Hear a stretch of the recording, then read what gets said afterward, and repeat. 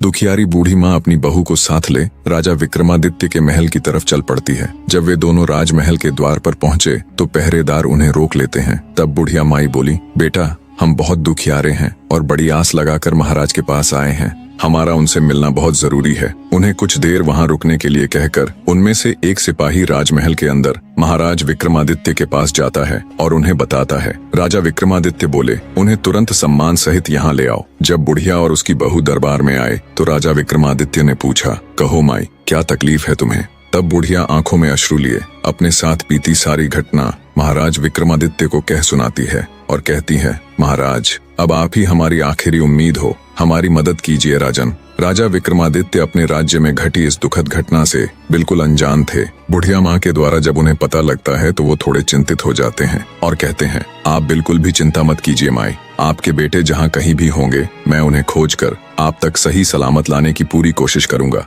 राजा विक्रमादित्य का आश्वासन मिलने पर बुढ़िया माँ और उसकी बहू को कुछ राहत मिलती है। राजा विक्रमादित्य बोले, माई आप अपने घर लौट जाएं, भगवान ने चाहा तो जल्दी ही आपके दोनों बेटे आकर आपसे मिलेंगे। राजा विक्रमादित्य अगले दिन पूरी तैयारी कर अपने घोड़े पर सवार हो निकल पड़ते हैं दैत्य दंभिकासुर के ठिकाने की खोज में। चलते चलते वे भी उस साधु महाराज की कुटिया के पास पहुंच जाते हैं। सोचा कुछ देर सुस्ता लिया जाए। घोड़े से उतरकर जब राजा विक्रमादित्य कुटिया के अंदर जाते हैं तो उन्हें देखते ही महात्मा जी प्रसन्न हो जाते हैं और कहते हैं, आओ विक्रमादित्य, बहुत समय से तुम्हारा ही इंतजार था। साधु महाराज की बात सुन विक्रमादित्य चौंक जाते हैं। असमंजस में वे साधु बाबा के पास गए और उनके चरण छूकर उन्हें प्रणाम करते हुए बोले, हे साधु महाराज, अभी आपने कहा कि आपको मेरा ही इंतजार था, मैं उस बात को समझ नहीं पाया, कृपया मुझे और बताएं। तब महात्मा जी ने राजा विक्रमादित्य को शुरू से लेकर अब तक का सारा वृतांत कह सुनाया और बोले, बेटा विक्रमादित्य, मैं एक लंबे अरसे से तुम्हारी ही प्रतीक्षा कर रहा था, क्योंकि तुम ही हो जो उस दुष्ट के सभी प्रश्नों के उत्तर देने के साथ साथ उसे मल युद्ध में भी हराने की क्षमता रखते हो। बेटा उस दुष्ट दानव के कारण पता नहीं कितने ही घरों को ताला लग गया।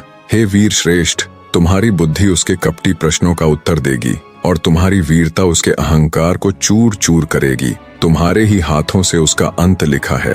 हे वीर सम्राट, अब तुम बिना देरी किए उस दुष्ट के पास जाओ और अंत कर दो उस नीच दानव का। महात्मा जी के वचन सुनकर राजा विक्रमादित्य के नेत्रों में क्रोधाग्नि प्रज्वलित हो उठी।